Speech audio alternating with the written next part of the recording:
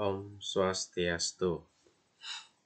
Selamat pagi, selamat berjumpa lagi dengan Bapak di Pasraman Widyalaya Karawang untuk yang kelas besar. Nah, hari ini kita akan berbicara dengan tema Cadu Sakti atau Atta Iswarya. Nah, apa Cadu Sakti dan Atta Iswarya? Kita akan simak satu persatu ya. Yang pertama, tentang Cadu Sakti atau 4 kekuasaan yang widiwasa secara lahir dan batin. Nah, maksudnya di sini sifat dari keistimewaan Tuhan dalam Cabda Siwa. Kita lihat satu persatu apa itu. Yang pertama ada Wibu Sakti, yang artinya Tuhan Maha Ada untuk memenuhi dan meresapi seluruh buana atau dunia yang berada di mana-mana, tidak terpengaruh dan tidak berubah-ubah. Jadi Tuhan itu serba ada, dimanapun tempat pasti ada, dan tidak pernah terpengaruh oleh apapun, dan tidak bisa berubah karena wujudnya sangat halus. Nah, tidak ada tempat yang kosong bagi beliau, karena beliau memenuhi segalanya.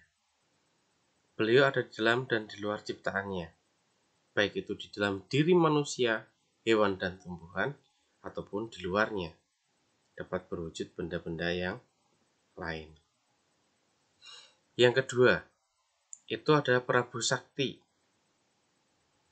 Nah, Prabu Sakti adalah Tuhan Maha Kuasa yang menjadi Raja dari segala raja, atau kita sebut dengan Raja di Raja, Rajanya Raja, yang menguasai segalanya, baik dalam hal penciptaan atau utpeti, dalam hal pemeliharaan atau stiti, dan dalam hal pelebur atau mempralina.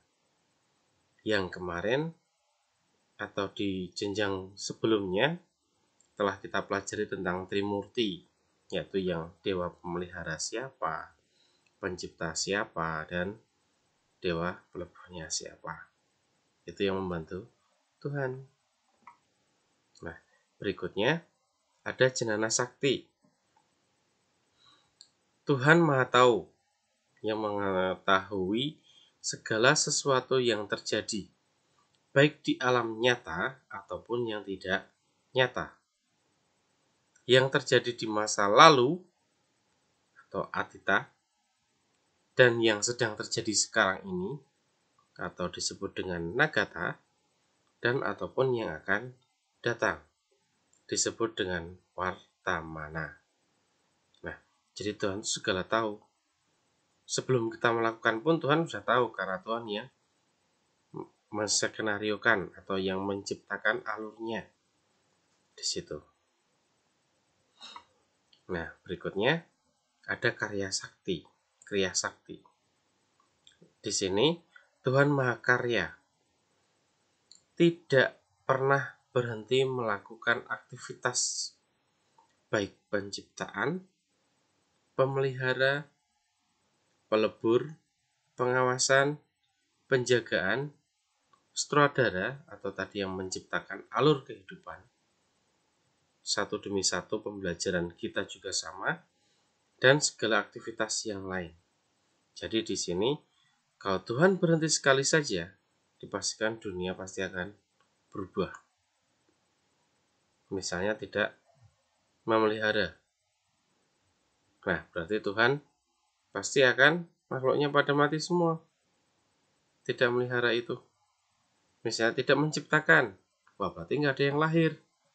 Udah tua semua, tahu-tahu nggak ada semua. Dunianya nggak ada. Nah, itu dari Kriya Sakti. Nah, berikutnya kita akan bahas mengenai Asta Iswarya. Nah, tentunya kalian ini akan berhubungan dengan pembelajaran yang tadi sebelumnya. tentang Atta Iswarya. Nah, apa itu Atta Iswarya? Nah, itu adalah 8 kemahakuasaan atau keistimewaan Tuhan. Nah, 8 ini akan Bapak kasih contoh satu persatu. Keistimewaan yang seperti apa? Kemahakuasaan yang seperti apa? Nanti kita akan bahas satu per satu. Yang pertama, itu ada anima. Tuhan itu lebih halus dari apapun. Nah, bagaikan atom, dia lebih kecil dari partikel apapun. Tidak bisa diraba sehingga, ya. Jadi lebih halus, lebih kecil dari apapun. Itu sifat Tuhan atau kemahakuasaan Tuhan yang pertama. Yang kedua, itu ada lagima, yaitu sifat Tuhan yang sangat ringan, bahkan lebih ringan dari bulu ataupun kapas.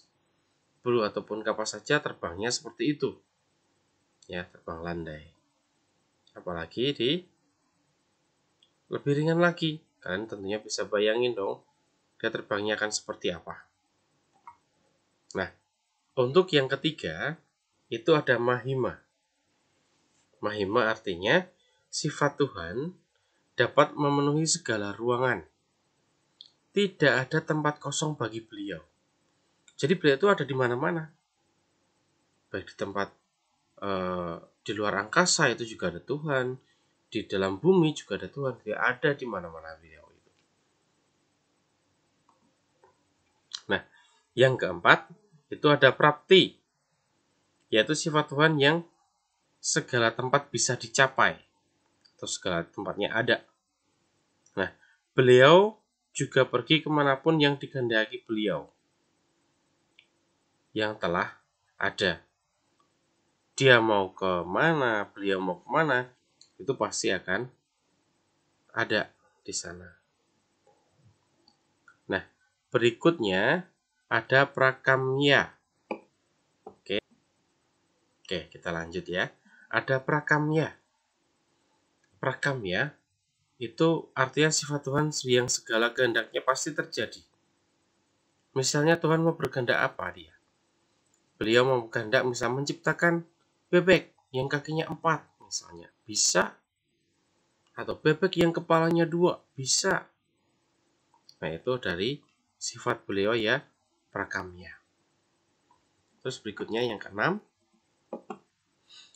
ada isitwa, atau Tuhan merajai segalanya.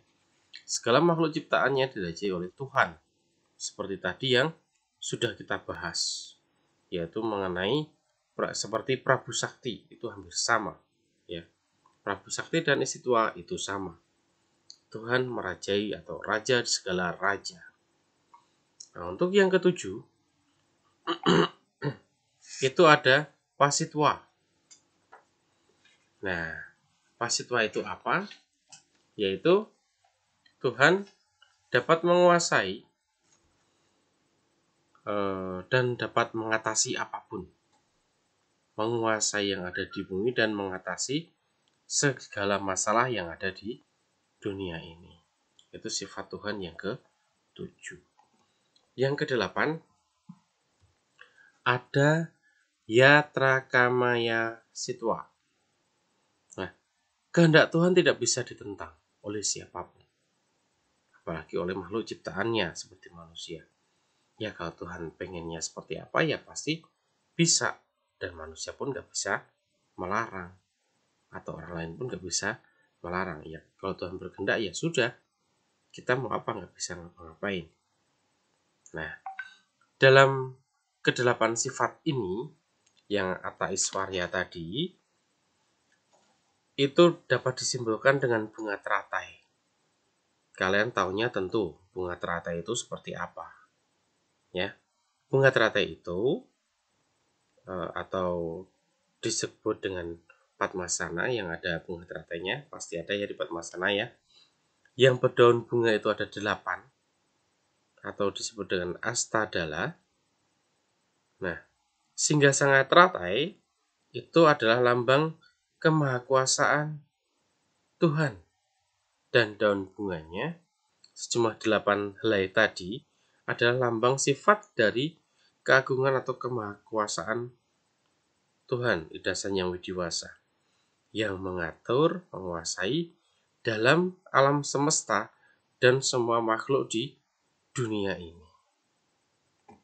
Nah, sekian pertemuan dari Bapak yang kita bahas mengenai Cadu dan Asta Aishwarya tadi. Semoga kalian jelas dengan penjelasan Bapak. Terima kasih, Suksma dan Om Santi Santi Santi Om.